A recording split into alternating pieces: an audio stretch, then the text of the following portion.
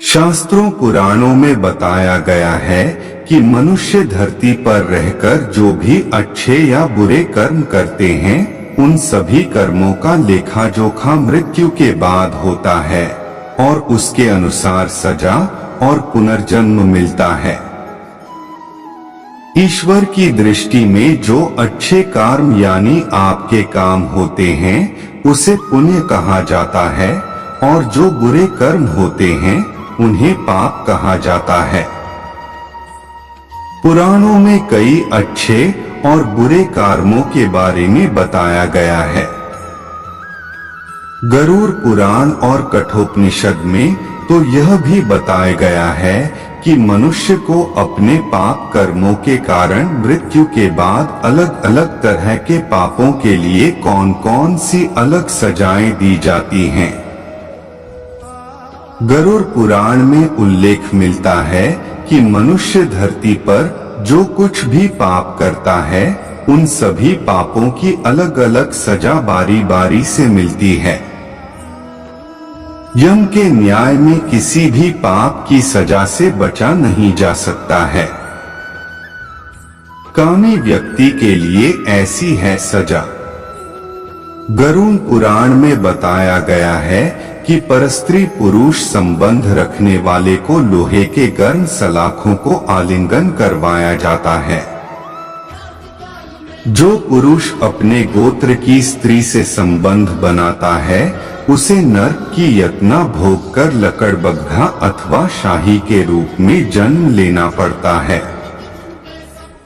कुंवारी अथवा अल्पायु कन्या से संबंध बनाने वाले को नरक की घोर यातना सहने के बाद अजगर योनि में आकर जन्म लेना पड़ता है।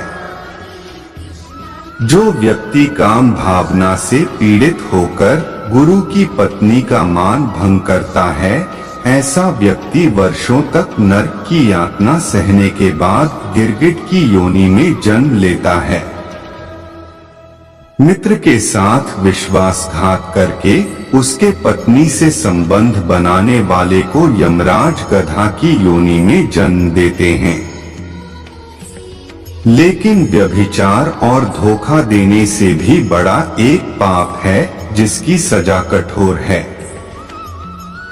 महाभारत के समय एक व्यक्ति ने ऐसा पाप किया था, लेकिन आजकल बहुत से लोग ऐसे पाप करने लगे हैं। जानिए वह पाप क्या है और इसकी सजा क्या है।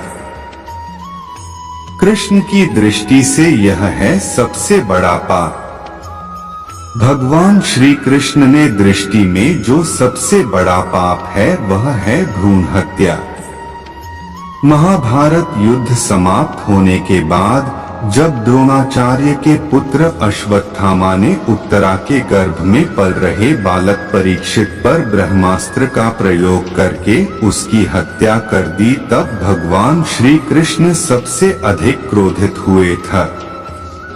श्री कृष्ण ने उस समय ही यह घोषणा कर दी थी कि अश्वत्थामा का पाप सबसे बड़ा पाप है क्योंकि उसने एक अजन्मे बालक की हत्या की थी।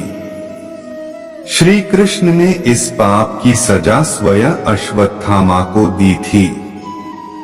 श्री कृष्ण ने अश्वत्थामा के सिर पर लगा चिंतामणि रत्न छीन लिया और शाप दिया कि तुमने जन्म तो देखा है लेकिन मृत्यु को नहीं देख पाओगे, यानी जब तक सृष्टि रहेगी तुम धरती पर जीवित रहोगे और कष्ट प्राप्त करोगे। भ्रूण की हत्या करने वाले के लिए सबसे कठोर सजा निर्धारित है और ऐसे व्यक्ति को कई युगों तक इस सजा का दंड भुगतना पड़ता है।